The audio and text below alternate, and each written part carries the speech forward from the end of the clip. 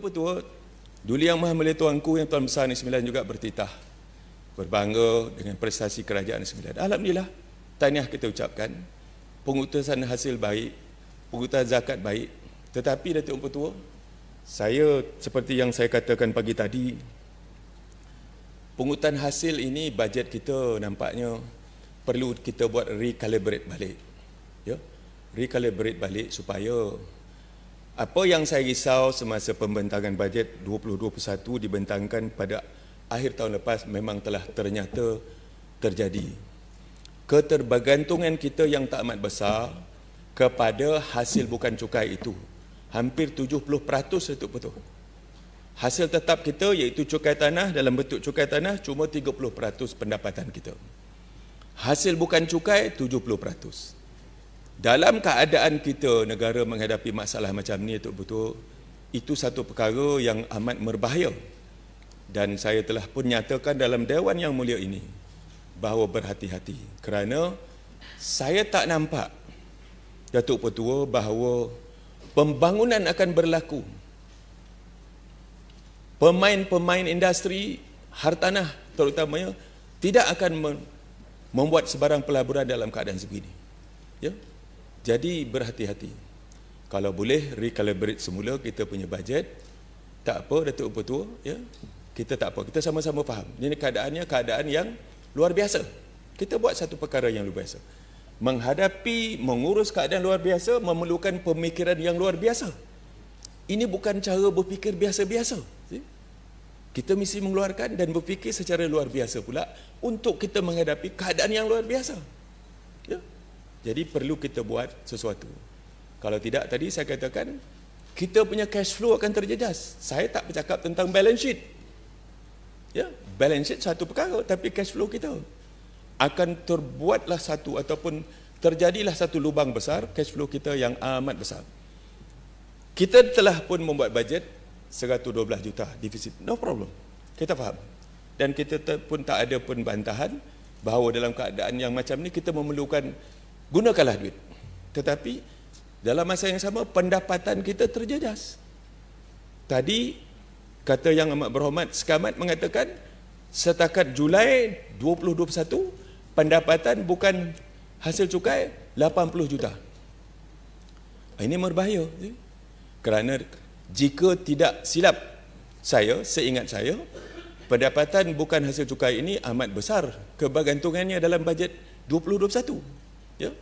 Jadi lihat semula supaya kita dapat perbetulkan kedudukan keuangan kita. Ya. Itu sebabnya saya lihat dalam buku kita punya lebihan ataupun surplus pada tahun 2020, Tuan Petua, ya. 2020 ada 147 juta. Dalam masa zaman BN mementadbir dulu juga, Datuk Petua, saya banyak juga surplus. Tetapi surplus tersebut tidak kita masukkan sebagai surplus. Kita telah pun minta dan diluluskan oleh pihak berkuasa Kerajaan Negeri Sembilan, kita terus subscribe ataupun kita mencarum kepada akaun pembangunan. Kerana negeri kecil macam Negeri Sembilan ini, kita tak memerlukan reserve yang besar. Saya pernah berulang kali mengatakan dalam dewan ini, cukup kita capkan 500 juta saja. Tak perlu banyak-banyak. Tetapi yang perlu ialah pembangunan. Seperti yang disebut oleh Cenah tadi, ya. Kita perlu pump prime, Datuk yang betul. Dalam keadaan begini, kita kena pump prime. Kita perlu carumkan dalam pembangunan untuk kita tambah akaun pembangunan kita, supaya pembangunan ini dapat kita buat, kita segerakan, dan dia dapat memangkin ekonomi. Ya? Di situ nanti pihak industri, pihak swasta akan melihat bahawa komitmen daripada kerajaan sendiri bahawa kerajaan membuat pump prime kepada domestic economy.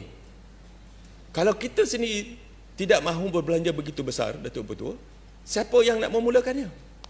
Dia ni pelabur, Datuk Petua, dia ada herd mentality. Kalau dah berjadi itu, dia tengok dulu, kalau ada apa, dia akan semua-semua ramai datang. Maka di situlah peranan kerajaan memulakan pump priming, tapi tak boleh lama duduk dalam perniagaan. Kerajaan tak patut berniaga. Kerajaan mesti mengurus, membuat dasar dan mengurus dasar. Tetapi dalam keadaan sebegini kita perlu mulakan Jangan izin, we must stimulate the economy. Tetapi bila dah stimulate, orang dah mula masuk, kita tarik diri dan kita monitor. Kita urus.